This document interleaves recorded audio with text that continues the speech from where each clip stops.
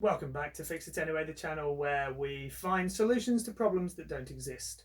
And today's problem that doesn't exist is the problem of seeing how fast your Nerf darts or airsoft projectiles or paintballs are flying through the air. Now these are quite slow things, and the obvious solution is to buy a chronograph. But we don't need to buy a chronograph because we're going to make a chronograph for free using a piece of wood, some gaffer tape and your phone.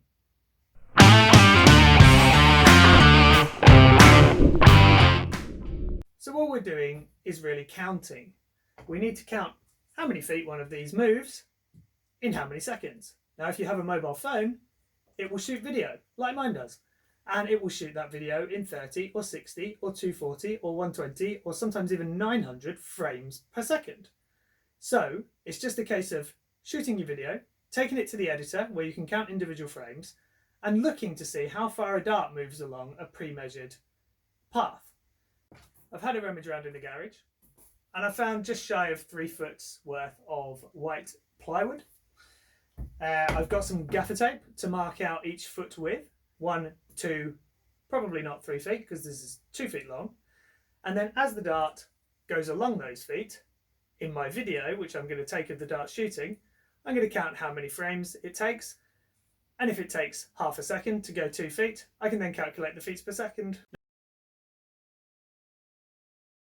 Ready to go.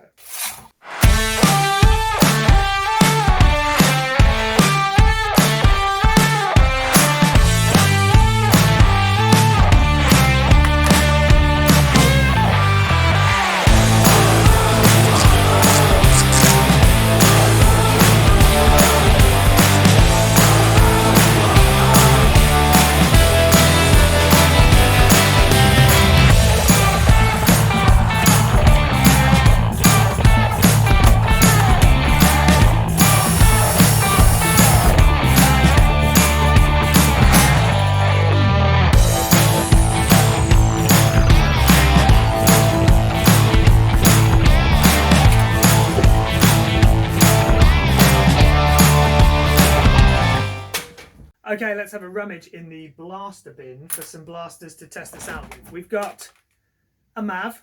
This has got some upgrades in it, mostly 3D printed bits and bobs that take up some of the dead space and try and make it better than the absolute junk that it is.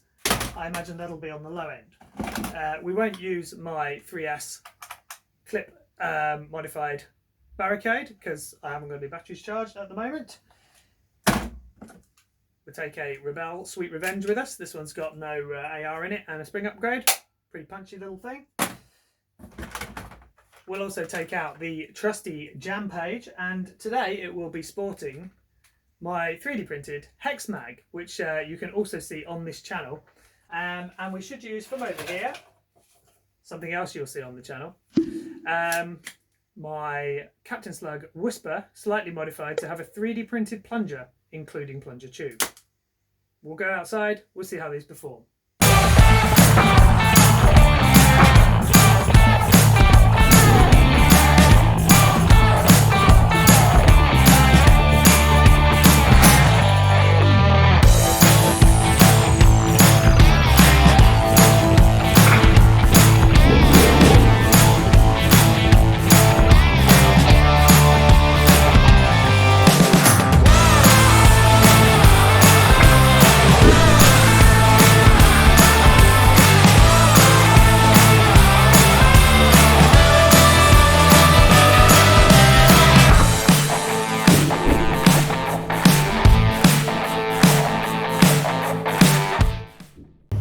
Okay, we've been outside and we've played with the chronograph.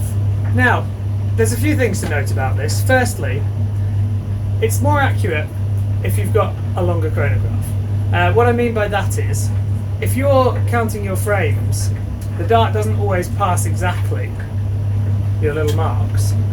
Sometimes the dart will come halfway across, sometimes it will come nearly all the way across. And if you're only measuring over 2 feet, and just sort of counting that as frame 1 and that as the last frame, you've got nearly 2 dart lengths of cheating going on there, and that will reduce if you have a longer chronograph. I could easily have cut this in half actually, this board, and made a 4 foot long one, and that would have made it twice as accurate. It's actually as accurate as I need it for my testing.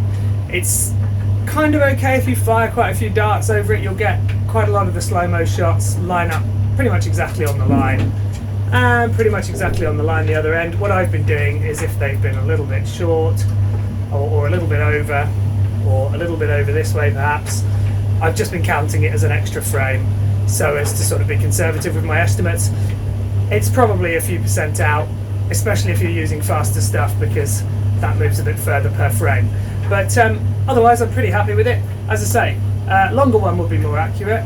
And the other thing that you need to note about this, and the final thing, is that you need to make sure that your blaster, wherever my blasters have gone, is nice and up against the board when you shoot the darts. Now, what happened, and I'll get the video up of this, with the swoosh over here, was that I shot the swoosh a few times. It came up sort of a 53 feet per second average, so somewhere between 48 and 60 something, depending on what I was doing with it, and that was all fine. Then the next time I had a go, I had the camera sort of in a different position, and I reached round and I just held the swoosh in front of the thing, and the distance between the swoosh and the chronograph and the angle of the camera meant that instead of 6 shots or 7 shots going across, the dart was much nearer the camera, so for each frame it was jumping further, and that made it look like this did 120 FPS, which left me scratching my head ever so slightly, until I realised, yes, it was just a camera angle thing.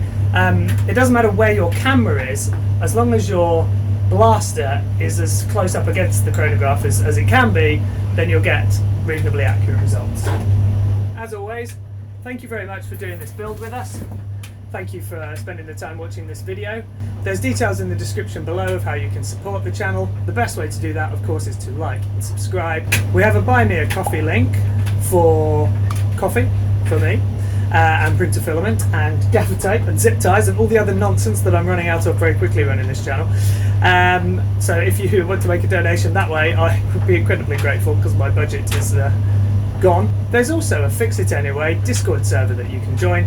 Details of that are down in the comments below. If you're a Buy Me a Coffee subscriber, you get access to slightly elevated levels in there, but it's open for everybody. Join the Discord channel and have a good chat about the channel and your own projects and our projects, and I look forward to seeing you there.